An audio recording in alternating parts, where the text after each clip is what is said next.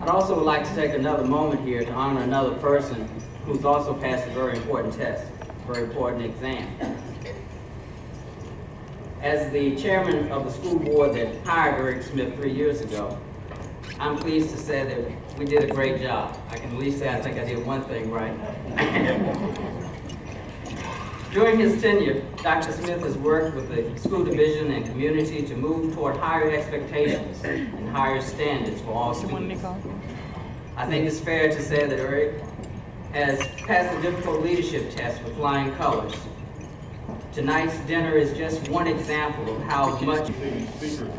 And before I do that, though, I'd like to make a few comments that are also off the script a little bit. We haven't had a chance to introduce another person who's played a major role in tonight's function, but also just the direction and providing leadership for the educational program here in the city of Newport News, and that's the presider tonight, Dr. McKinley Price. Let's have a round of applause for Dr. McKinley.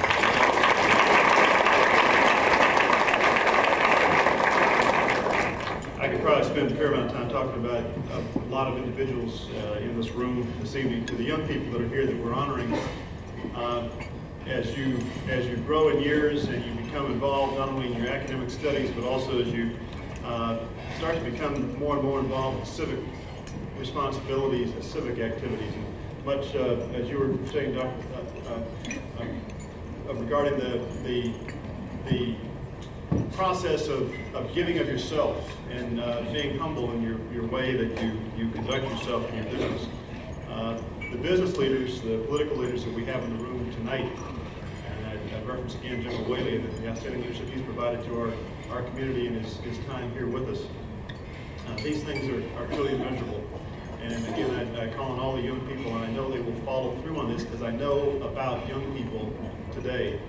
I call on all of you to not only develop your skills and hone your skills academically, but also to learn to continue to give of yourself to our cities and to our states and to our nation to continue to find the position we have in the United States. Tonight's speaker speaks to that issue. As a matter of fact, Doug is an individual that's young and come to this group and to address such a talented group of young people this evening. And I would like to personally add my congratulations to each of them to be very, very proud of. On top of that, several of you, William Hockett and Griffin Weber, have received national recognition. This recognition and these Merit Scholar Awards and the scholarship that is represented tonight speaks highly of yourselves, of your parents, of your teachers, and is a source of pride for our community. So it is to your success tonight that we celebrate. Tonight is exciting for me from another standpoint too, because over the past 3 or 4 years, I've judged many of your science fair projects at either the Warwick or the city or the Tidewater Regional Science Fair. And over the past 5 years or so, it's interesting to see how well the Newport News students do at the Tidewater Regional Science Fair. That the kids here literally run away with that science fair, and this represents the whole region.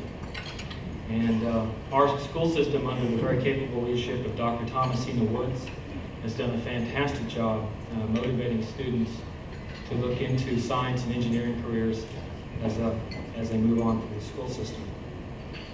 You know, people ask me how I find the time to judge these science fairs, and I always tell them that I'm just repaying an old debt. You see, the Newport News school system has been in the business of encouraging its young people to pursue science and engineering careers for quite some time. Back in the late 60s, my father, who was in the Air Force, was transferred to Langley Field. And for 3 years we were here, and I attended 8th through the 10th grade at Warwick High School. Back then there wasn't an intermediate school system, so you went right out of grade school into high school. And I can remember at Warwick, how would you say, we were highly encouraged to enter a science fair project in the school fair.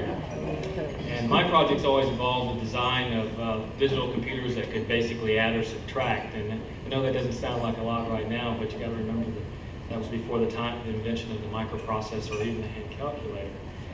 And what was interesting was, I guess to me, is by the time I was 15 years old and by the time we left this peninsula, I knew that I wanted to become an electrical engineer and go to work as an engineer at NASA Langley. And I know it was in great measure due to the support that I had from my teachers at Warwick High School, Mrs. Hughes and Dr. McNeil. We're here tonight to celebrate success, but what is success and how would you define it? You know, I like the definition that Joe Paterno gives to success. For those of you who don't know Joe Paterno, he's the head football coach at Penn State University. And what he says about success is a 2 or 3 game winning streak doesn't add up to success. Neither does one great season. It only means you're off to a good start. Real success is long-term, and it lasts a lifetime. Each of you here tonight are off to a good start. In fact, you're off to an excellent start. You're literally more successfully academically than 99% of your peers. But guess what? When each of you begins college or the university with that freshman class, you're going to start with a grade point average of 0.00, just like the rest of the class. On top of that, some of you will find yourselves at universities where all of the students at a minimum graduated in the top 10% of their high school class. Now I believe, as I found, that you'll at that time begin to find that success in life is much more than just a grade point average. But the real question is, how will you define success in the balance of your life? You know, life is about making choices, making good choices, and then following through to the end. Choices like where to go to school and what to study. As I put this talk together last night, you know, I had a lot of reflection about my education at Virginia Tech.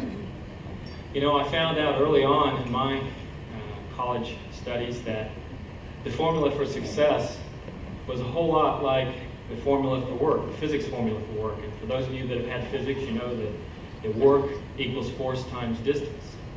I think the analogy would be that success equals intellect times effort. You know, I saw a lot of kids in school who were brilliant, but they put in little effort and they achieved very poorly. I also saw less gifted students who put in tremendous effort and they graduated near the tops of their classes. And, you know, this kind of came full circle to me, or was when I was, I guess, at Tech. And I had a study partner, a guy named Bill Rink, who graduated at the top of his high school class. And Bill was a very bright young man. I guess he's still a very bright young man. But at his high school, in his senior year, they offered calculus, and he took it. Now, I graduated on an air base in Spain, and we didn't have calculus. And so when I went to Virginia Tech, my first exposure to calculus was at the freshman level. And I was enthralled by it. I just loved it, and I studied it very hard, and I did well. Bill, on the other hand, he was very bright, and what he would do is he would go to class, turn his homework in, and brush up for maybe a half hour, maybe 15 minutes before the exam, would take the exam and ace it. He really didn't learn his calculus. He was capable enough just to get the grades without a lot of study. It all came full circle the first quarter of our junior year, and we were studying electrical engineering, and there's a course called EE Fields. It's basically a weeder course where they try to separate out those that aren't worthy of being electrical engineers. You'll find this out when you go to school. There are classes like this. And I can remember the exam. The instructor handed out the exam, and there was 4 problems on this exam. And in order to be able to solve these problems, you had to derive the formula using basically the theorems of surface and volume calculus. And if you didn't know calculus like the back of your hand, like adding and subtracting, I mean, you couldn't derive the formulas, and you certainly couldn't solve any of the 4 questions. A third of the class failed. When I say failed, they failed with below a 50% on the exam. Bill was one of them. Well, Bill got through it. He had to go through summer school that summer. And, he graduated with about a 3.5 in electrical engineering. But that example, that really brought it home to me how effort does pay off, and how you may think you're pretty darn bright, but at the university they have ways of figuring it out. So what happens after graduation? Well, you go out and you get a job. I believe it was easier 20 years ago. In my case, the average electrical engineer got 3 job offers when he graduated.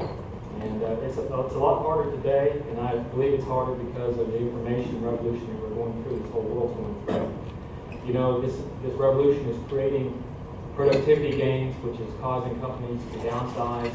And there simply aren't the same number of jobs that there were in the 60s or 70s or even 80s. Employers are looking for what I would consider a more rounded, more educated employee. Let me try to describe the ideal candidate if they were applying for a job with our company. And this candidate on their resume would have at a minimum a 3.2 grade point average at the university. They don't have to have a 4.0, 3.2 to 3.6. They would have had some form of technical experience in an organization, whether it be a summer job or a co-op position while they were going through school. It would be nice if they had a hobby listed that was in their field. For example, if they were wanting to become an electrical engineer with our firm, if they'd had an electronics hobby through high school or through college. And a very important aspect of their resume would be extracurricular activities, and we look for that. Whether they played music in the band at the university or college, or whether they belonged to student organizations, or whether they played sports, or whether they had worked a part-time job. We look for that because we find that students who are well-rounded seem to be better problem solvers. And they also seem to be better capable of seeing the whole picture, the big picture. But it's no different now than it was 100 years ago. I love the story of how Thomas Jefferson used to hire his employees. And what he would do is he'd call these, back then I guess it was mostly young men, into his laboratory, and he'd sit them down at a bench, and he'd reach in the drawer, and he'd pull out a light bulb. And he'd look at the candidate in the eye and say, I want you to tell me or figure out what the volume of this light bulb is. And there's 2 ways to solve that problem. The first was to use the calipers or the dial gauges and figure out, make some measurements and then do a little math and do it by the book, as any respecting engineer would do. But if you did it that way, it took about 30 minutes. And Mr. Jefferson would come back and he would thank you for your time and dismiss you. Now the other way to do it was to simply take the light bulb, fill it with water, get a flask, and pour it into the flask, and then write down the number. And it took all of about a minute. But what Edison was looking for was this well-rounded individual that they had a kind of a top-down, big picture kind of view of life. And that's what we're looking for. And I think most employers are looking for the same thing.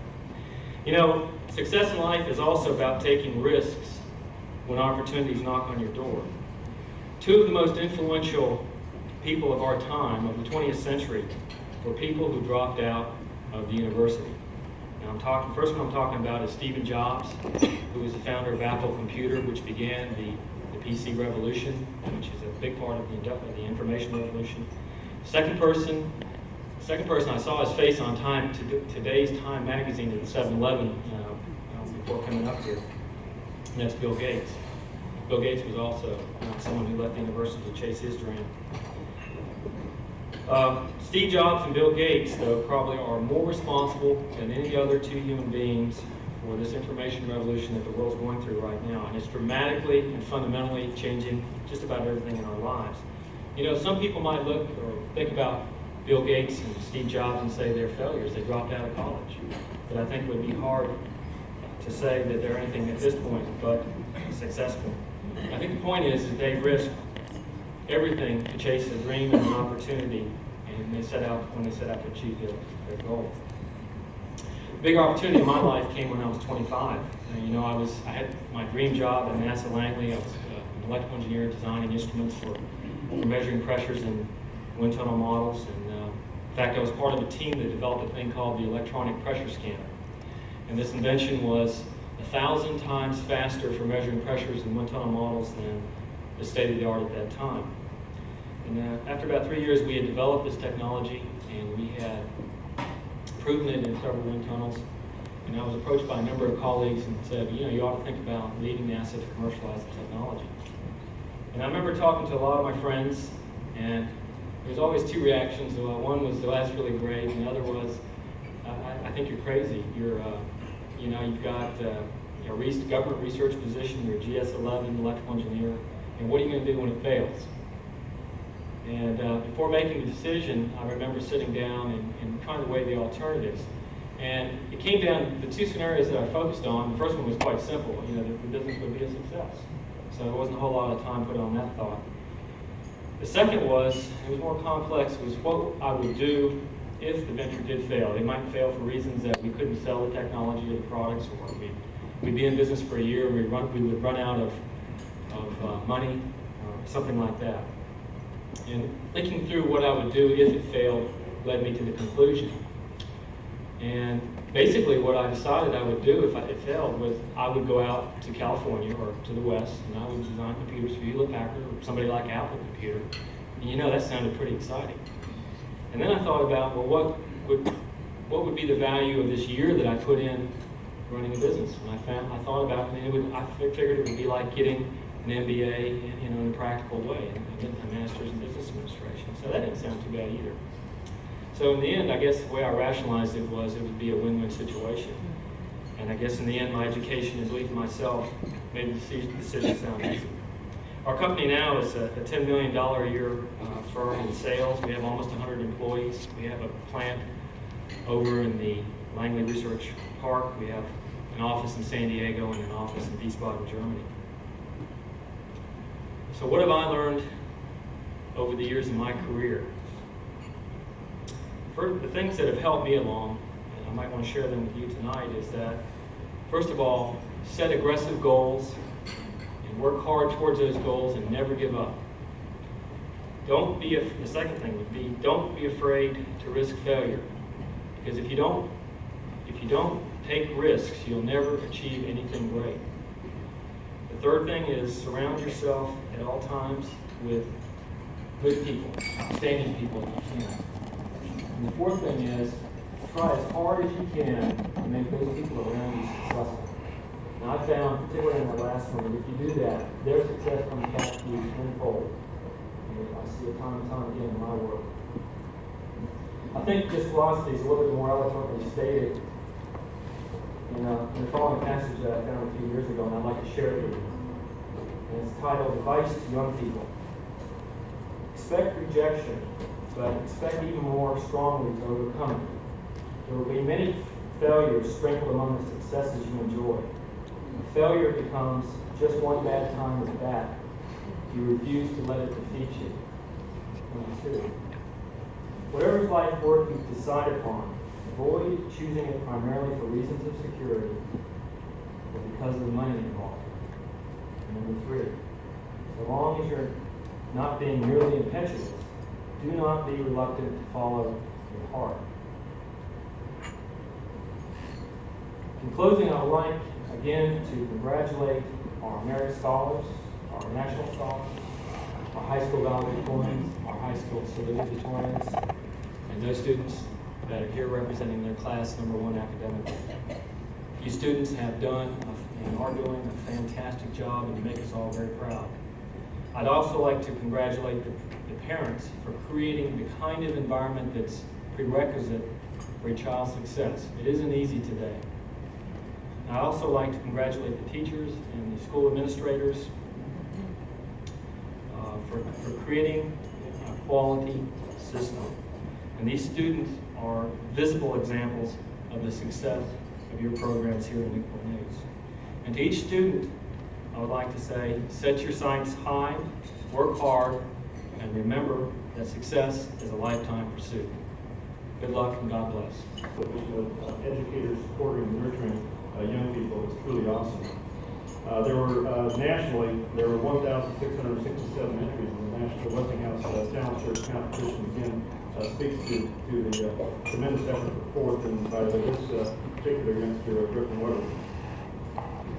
We also have graduating from the Newport News school system, a total of 5 youngsters that have been admitted to the academies this year. Again, I think that speaks again very specifically to the power of this year's graduating class of seniors. We have outstanding achievement levels in the Advanced Placement Exam program. As we turn our sights to tonight's emphasis on the National Merit Program and the National Achievement Program, I'll share with you just a few statistics. There is no other public school system in the Hampton Roads area, regardless of size or reputation, that has more National Merit finalists than the Newport News Public School System. I'd share with you also that in the achievement category, the National Achievement Award Program, there is no other school system other than Fairfax, Virginia, that has more National Achievement Award winners graduating from the school system in the state of Virginia. No other except for Fairfax, Virginia. Menchville High School specifically has more National Achievement Award winners graduating from Menchville High School this year than any other high school in the Commonwealth. So again, if we talk about the quality, let's give a round of applause.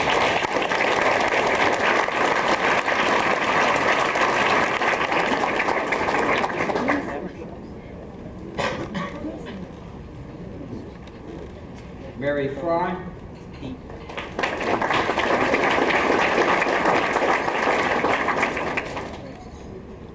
Matthew Gracie.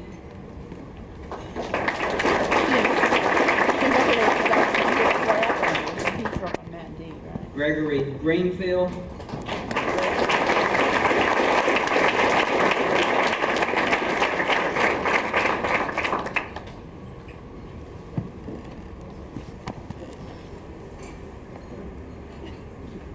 Vincent Harris. Cross.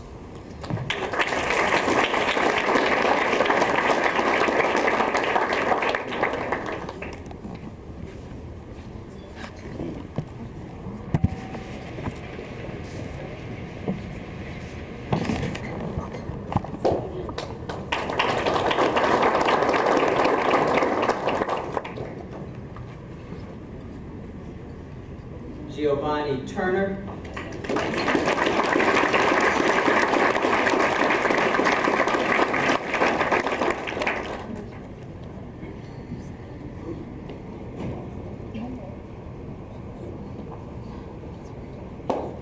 Kingsley Weaver.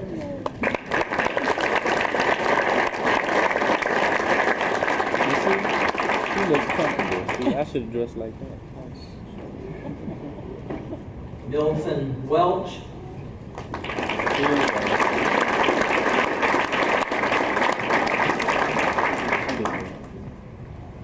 He cheated. Christopher Westcott.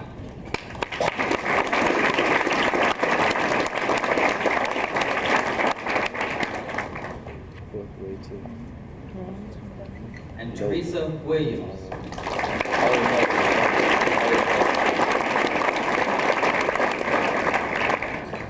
Nelson.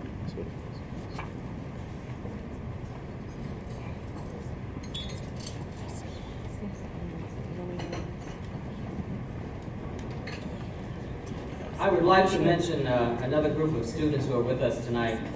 Those are the valedictorians of the high schools. Would you please stand? From Denby High School, Dave here, Griffin Weber, William Hockett, from Ferguson, from Minstrel, Esther Meckin, and from Warwick, Daniel Griffin.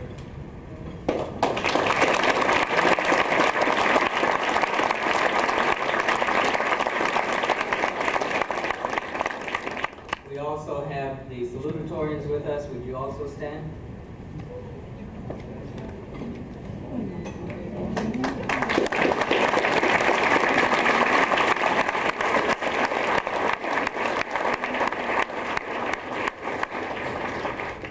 And we also have with us the top students in the 9th, 10th, and 11th grades. Would you also please stand?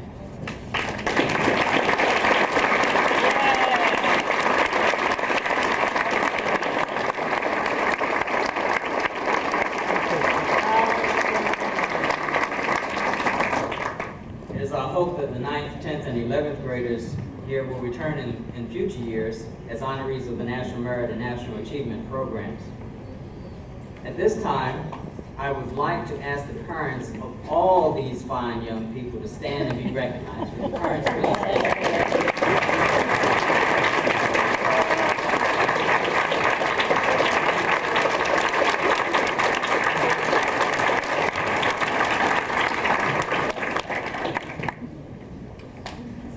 I thank you all for being here tonight and helping honor these outstanding students.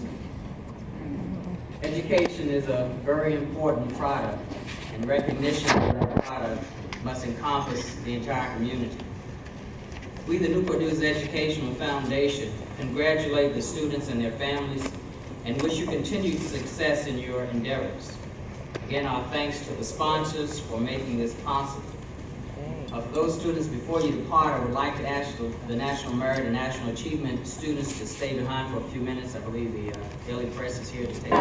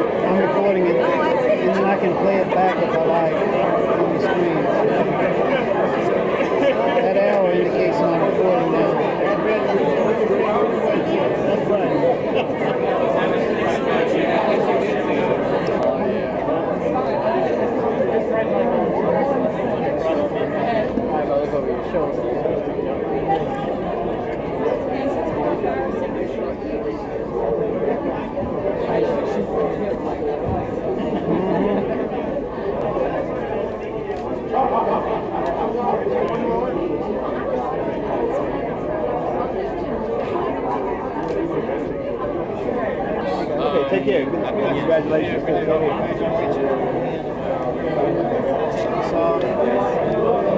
All right, Rick, got a test tomorrow.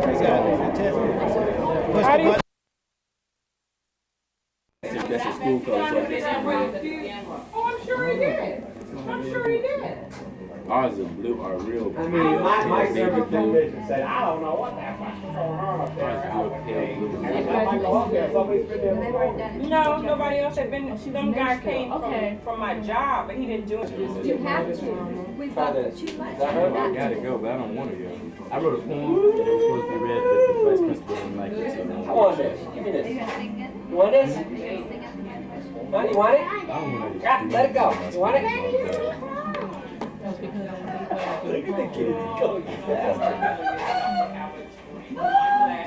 Ask him what he said in the poem. Because it's about non-conformity and resisting the system. But they asked me. That's what I said. Write a poem for graduation. They didn't say write a poem that we'll all like and dig into and it'll make everybody happy. Okay. Wait. This is not a still camera. Listen, I've been watching this golf game at home Never saw and this peace and game. quiet. Without your mouth I know moving. you've seen him on television. It's a video camera. It's like a great big Yeah, you want to look at your daddy? You have to sit up and look at him. How do you see me? Right there. Is that picking me up right now? Yeah. Do the What the baby. hell is that? Is that a VCR recorder? Yes, it's a video camera. I'm smiling. I know you've seen it on television before. You haven't seen it on TV? Oh yeah, just like that's cool. Bridget, when are you gonna Last eat? Christmas I got it. That must have cost a couple of dollars. Yeah. More money. What kind of pie is that? Oh, Lord. I haven't tasted it yet, so I can't brag. Who made it? Oh, yeah. Evelyn! What did you try to Father's Day, please. Talk to your daughter. She's feeding the dog. I mean the baby. Alan, you've already had too much bread. It's obvious to me. You're cut off. It's obvious to me. What are you doing there? I wanted to say puppy and I didn't even say that. But are you recording it? See the arrow? That's Alan. Okay, it's live. Oh, you have a video. What is that? A video? I don't know. I never even had anything to drink and I can't talk. Man, you cut off, honey. She's only on coke. I'm not. Vincent, I'm gone. Works for me. I'm incognito. What does that mean? You're hidden behind sunglasses? I'm incognito. There's that good looking guy over there. Pork chop around my neck and the dog play with my butt. Don't call me pork chop or nothing, you know. I didn't get that nickname because I'm cute.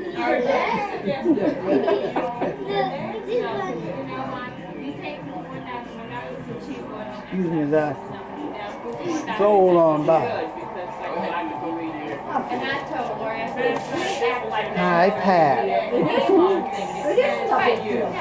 What are you doing with this camera? Even when I do this. Positioning, you get right in your mouth. Right in your mouth. Sound good. And when the day got here, and when the movie came out, I figured I drove all the way down here. I want to see my pop. How much time you spent with it? I said, Her baby.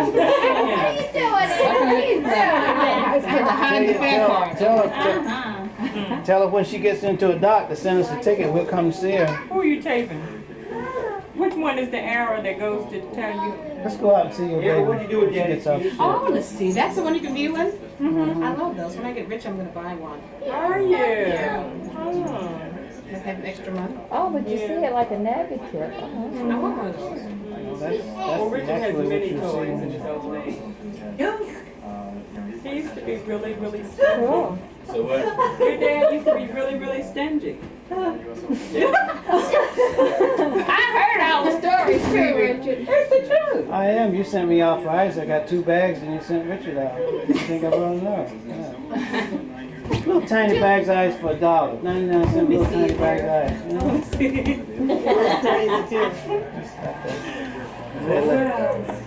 Pointing to her. See, if I want to move that around, I want to. I guess he don't want it. This is what's doing it. I want the baby. I just do that. Oh, that's wonderful. I haven't had wanna one. zoom in? By the time I can afford one to be out of style. I want to zoom into the baby. Like that. See? Oh, look at that. Let's teleport. Oh. Now everybody's counted this baby's toes today. Now what's unique about this baby? He has 6 well-formed toes. Very well formed. Beautiful, beautiful toes. Now I have seen, you know, extra fingers and things, but That I are have kinda never. flopped This is over, unique. kinda- I've yeah, never that's seen that's walk the on. first thing Well, I it, did. yeah, it has a bone and everything. Yeah, that is- It's definitely. It's gonna serve a purpose too, you watch. Yeah, sure. I'm telling you. Well, He may be fleet of foot and Well, run we really laugh fast. and say he's going to be a great swimmer. That's going to be his Certainly, propeller. yeah. I just wonder how rare it is. You know, it's probably quite rare. It is rare because they normally, like you said, they Yeah, don't 'cause have usually bones it's- and they're just Yeah, they tie him off, flush. but they couldn't Yeah. tie. Yeah, they couldn't tie him off. Vince, that was you? Okay, Vincent, perform. It's your day. Sing a song for us, Vincent. Who was it? Yeah, Brenda. come on, Where's sing a Brenda? song. Brenda? Yes. Or go Come get here. your, or go Sing get it. your What's that poem, one song that you sang? or get your poem that they won't. That No, they I want won't to hear you use. sing. Sing a song for us. Yeah. Sing a song. Impromptu. Impromptu, yeah. With that song I sang that sing it down. Yeah. Yeah. Yeah. Go ahead, Daddy. Yeah, there you go. Oh, so long for this night I pray that a star will guide you my way to share with me this special day and the ribbon in the sky for our love. Do-do-do.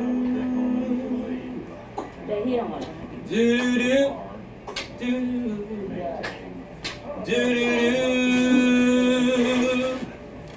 Do-do-do. Do-do-do. Do-do-do. Do-do-do. There's a ribbon in the sky for our love. This is not a coincidence. It's far more than a lucky chance. But what is and was always meant is a ribbon in the sky for our love. We can lose with God on our side. We'll find strength in each tear we cry. From now on, it will be you and I, and the ribbon in the sky, a ribbon in the sky,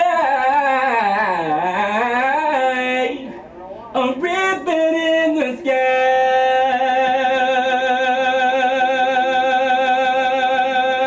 sky for our love.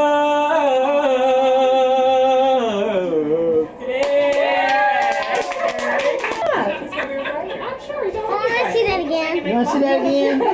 All over. Until you look, until you tell me. You want to see that lady that got you the? And every see the assembly lady and that gave you whatever the type of candy? anything that happened in school, they had their child sing. If you come on, Mom, they want me to sing and such and such. I said, that's I got nice. it. He did. He You was like singing. it? You want to see me? I don't know the words. Each moment with you.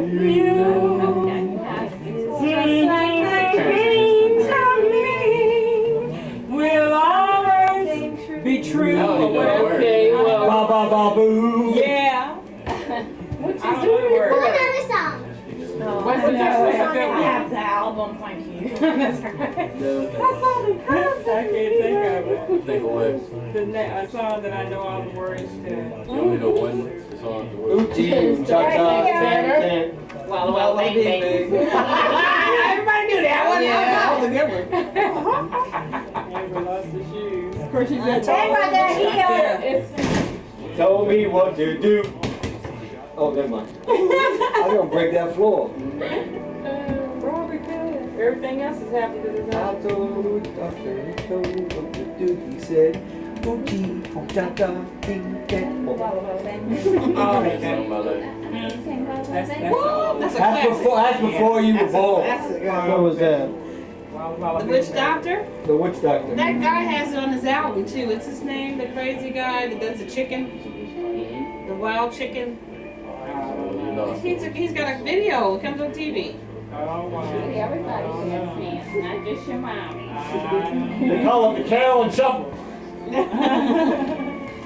Alright, let's go. Call it whatever. We're making like a tree. Whatever. Growing or what? No, leaving. Leaving. Oh, that's cute. You haven't heard that before, honey? I thought you said you were 50. No, I'm practicing to be She's 50. not 50 Got yet. another year. Thank you. Are you warming up? No. I'm 42. Oh, I got you. You got me by 8 years. I'll be 7. 49 in August. What's that?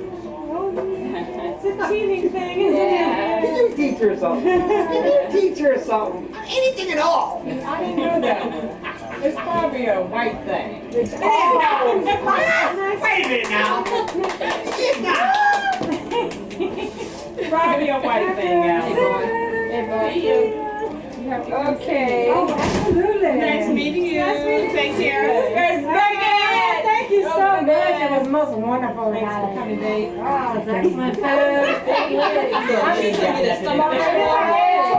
When I get home, I'm going to be really pissed. really pissed. You can always remember the... The last time I had her pound cake, I gained 20 pounds in one day. They were here for New Year's, and Evelyn swears she gained Absolutely. 200 pounds. I did. You can be nice. See you later. Bye. Nice meeting you. Take care. She took good care of her dad today. She did. One day she's going to reject all of those things. And we'll see you tomorrow He said, night. give me a glass. Oh, I guess my purse would be good. That would be nice. Give me your keys so I can pull your car back. Let Alan out. Who, mine? No, Pat.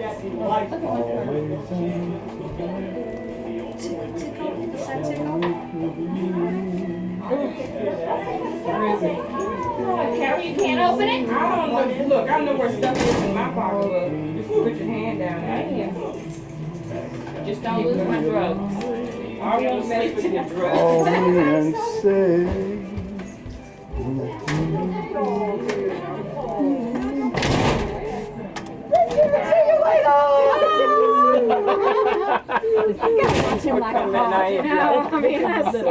Look at this guy. Now, I'm working. are you coming back? I'm coming back. I spent a lot of time. And look, Fractured his brain. I got me some good-looking women. Come on, dude. Bye, sweetie. Can you drive that thing? See you later. Bye. See you later. Bye, Richard. Bye-bye. See you later. Bye-bye.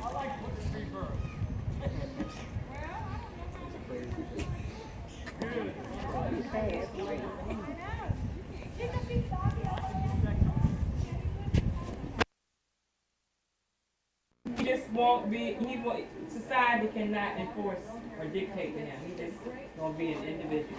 But the boy is heavy. He can sing that. He can definitely sing. Who's that, Jammer? Mm-hmm. Where is that, the film you did yesterday? Oh, you got a new one. That's the $1,000 joint, isn't it? 700. Yes, well, it just came out 2 years ago. That's Richard.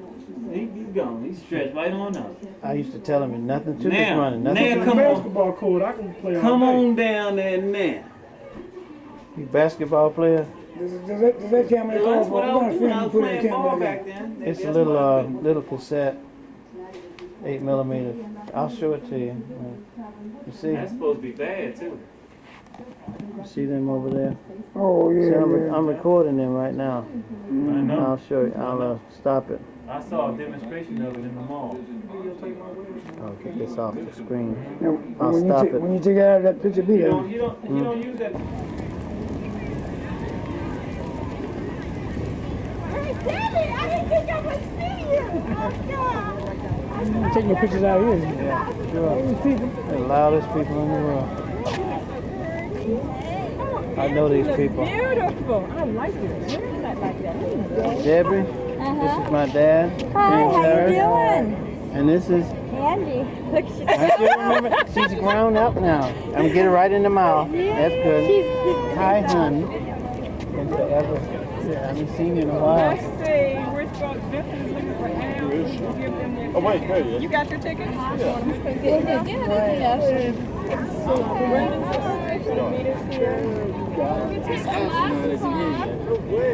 No, they Come on, Mom. God. I'm just getting everybody. Hello. This is my dad. This is Brenda. This is James Harris. Hey, how are you? And my brother Michael over there. Hi, Michael. Brenda. Hi. Nice to meet you. Carolyn's friend, my friend, everybody's friend. He's almost close. He's close. There he is, right over there. Oh, okay. His mother's over there. She's over there passing out tickets. Al, there's Al. Hey, buddy.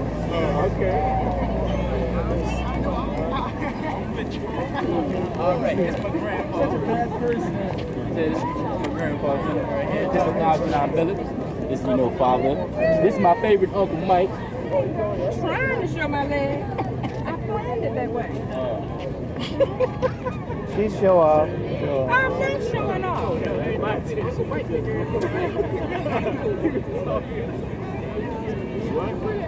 We gonna go. How early will they allow you in? That's not what we know. 8 o'clock. It's 7:30. They are. We want to get a roast. We can all sit together. Let's go in, please.